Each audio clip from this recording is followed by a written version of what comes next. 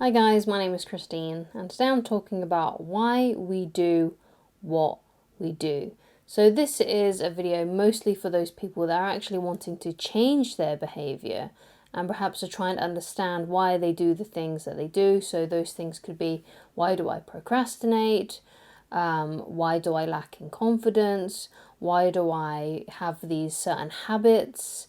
Right? And ultimately this video is for people that want to change those things. So in order to do that, then it's a good idea then to have an understanding of why we do what we do. So then once we become aware of that, we are then able to change it and then start behaving in the way that we would like to. Okay. So the first point that I want to get into is one of the reasons why we do what we do is for approval. Okay. So it could be the approval of your peers, it could be for the approval of your parents, it could be for the approval of someone that you admire, okay? So sometimes a lot of our behavior and the reasons why we do what we do is because we are trying to please other people, okay? You hear a lot about people that said, oh, well, I had to take over the shop because that's what my parents wanted me to do, or I had to go into this career because that's what my parents wanted me to do, or I started doing this because that's what my friends were doing. You hear those kinds of stories all the time. But if you're not happy with that, and you're not happy with your path, and you're not happy with the choices that you've made because of trying to get the approval of others, ultimately this can, lead you to be very unhappy. And because what you got to understand about every human being is that some of us are going to take on the things that our parents did or whatever it may be, right? Some people, want to do that and have a desire to do that and perhaps, feel like that is actually their passion and their ambitions.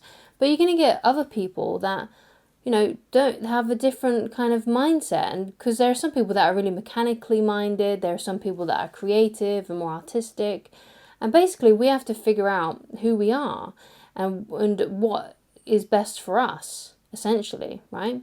So it could be like, well, I'm more of a if you find yourself as a creative person and then you're thrown into a job that's very logical thinking, very mechanical, something like engineering or something, and it's just not who you are, then yeah, you're going to feel unhappy and you're not going to be happy with those choices, okay? Which can be very difficult. It can be very difficult to kind of go your own way and do your own thing when so many people have an opinion of what they feel like you should be doing. But ultimately, you have to go by the beat of your own drum in this life, right? No matter what other people say, even if it means that you have to get disapproval of the people that are close to you, okay?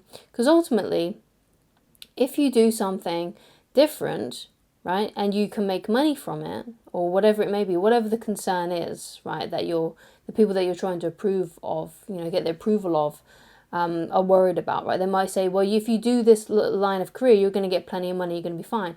But if you can find a way to make money out of the things that you actually really want to do, then they won't mind, because most of the time, the reason why they want you to do certain things is because they care about you and they're worried. And once you understand that and you can think, well, okay, but I can make money out of doing what I want to do, doing the things that are interesting to me, right?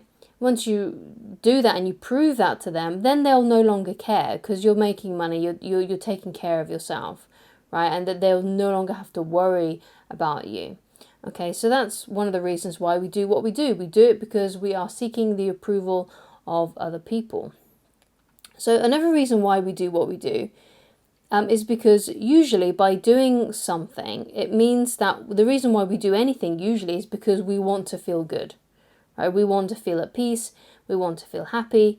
So most of the reasons why we do anything is because we want to feel a certain way, and that usually just means I want to feel good, right? So people choose certain career paths because they want to feel good about that, right? That's the career that they want. And ultimately, the reason why they want to do that, if you get really down to the bottom line, is because they want to feel good, right? Even if they're like, oh no, I want that career because I want money, right? But why do you want money? Because it will make me feel good, right?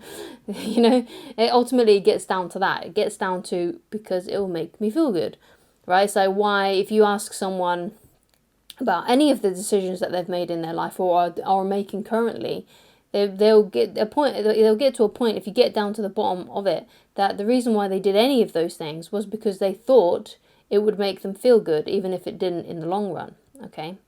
So another thing that we do, and why we do what we do, is because what we do is we tend to seek things that are pleasurable, right?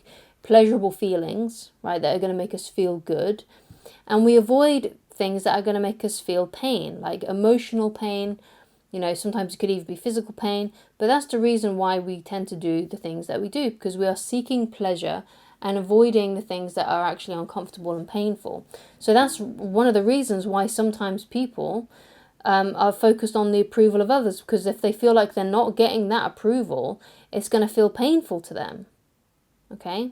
And it's pleasurable to think that you're getting the approval of your peers, your parents, and people that you admire. It's good to feel that, right? It makes people feel good to feel like they are respected and admired and got that approval, essentially, right?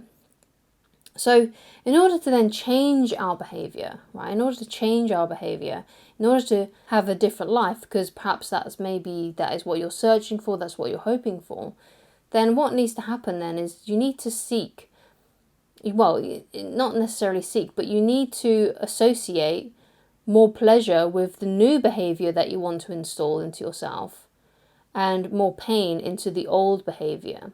So one of the ways that you can do this is you can write down on a piece of paper all of the pleasurable things that will occur if you do the new behavior. Like, okay, well, if I do this, it's going to make me money. If I do that, it's going to make me feel more healthy. You got to basically list out all the reasons as to why the new behavior is better than the old one. And then make another separate list on why the old behavior is painful and no longer serving you. So you can seek more of the pleasure, because that's what we tend to do. We tend to seek pleasurable things, right, and avoid the painful things. So if you link more pain to the old behavior and more pleasure to the new behavior, therefore you're going to be drawn to doing the new behavior. Okay?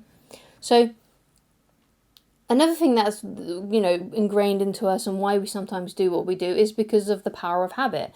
Now, habit can be extremely powerful. If there's behaviors that you've been doing since you were a child or a teenager, and now you're a lot older, some of these things are really ingrained into you. Okay, so what I would say to people that have really stuck habits on doing things that they're not happy about, like procrastinating or things like that, which they really want to get rid of, the best thing to do is to actually start small and make small changes first, right? So, for example, let's say you're trying to get fitter. Okay, let's say you're trying to be more healthy.